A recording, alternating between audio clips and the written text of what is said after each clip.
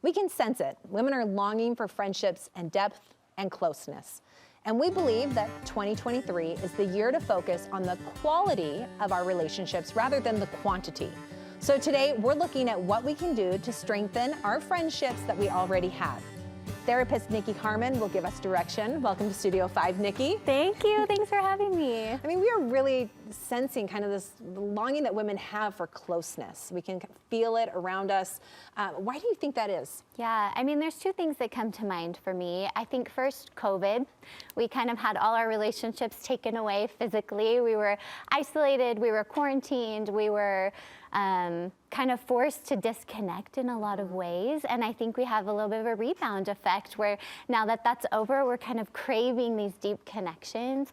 And I think secondly, we have this epidemic on social media a little bit where we kind of have these pseudo relationships, right? We know a little bit about a lot of people, but we're not really investing in like deeply knowing people in our real lives. Yeah. And as we focus on the new year and our goals, this year, maybe it's more about, rather than making all these new friends, really drawing closer and stronger relationships to the ones that we have. Yeah.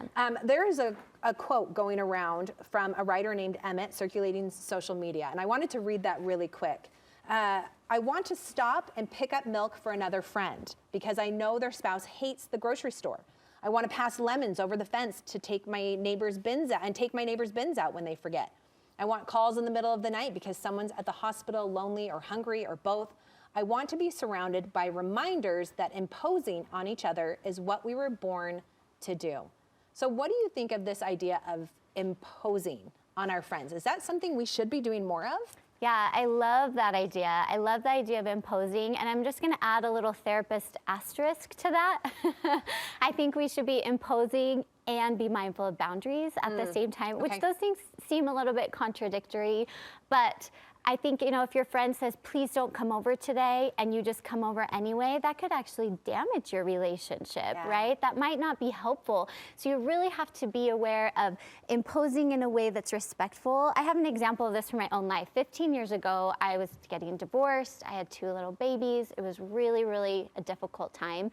And so many well-meaning people would say to me, let me know if you need anything, let me know, you know. And of course, I never would let them know. But one person who I wasn't even very close to, she did this perfectly where she imposed with boundaries. She called me and she said, I'm bringing you dinner. Is tonight or tomorrow better? So she imposed. She didn't ask if I needed dinner. She didn't ask if I needed help. She imposed, but she still respected my boundary and let me choose which day worked better for me. And I think that's a beautiful example of how we can do that. Okay. Now you've got 3 things you want us to do to help us grow closer to the friends that we already have. So let's start with the first one. Focus on what we have in common. And this relates, I think, to women our age and to our nanas, right? Like any age. Absolutely, all across. Okay, so first one, focus on what? Focus on what you have in common. I think we have this expectation that maybe we'll have these bosom friends who we align with in all areas of our life, and then we can feel like we don't have close friendships, when really, if we zoom out, we could see, oh, maybe I have this mom or grandma friend who I could talk about my grandkids with, or I have this religious friend who I could talk about religion with, or this, I always go to this friend for political stuff.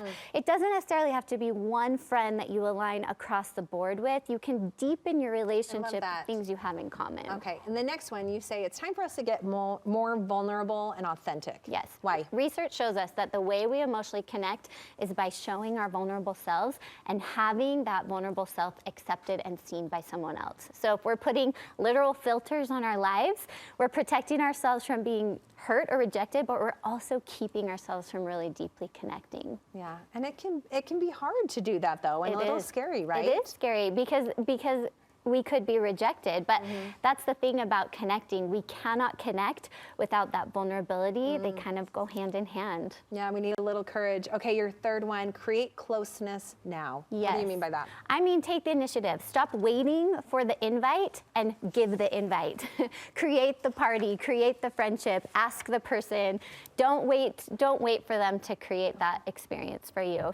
Okay, Nikki, so much to learn and to try and do. Where can we follow and learn more from you? Yes, you can find me on my website, Nikki Harmon Therapy, or on Instagram at Nikki Harmon Therapy, or also my clinic in American Fork, thefamilytherapyclinic.com. Wonderful. Thank you so much, Nikki. Yes.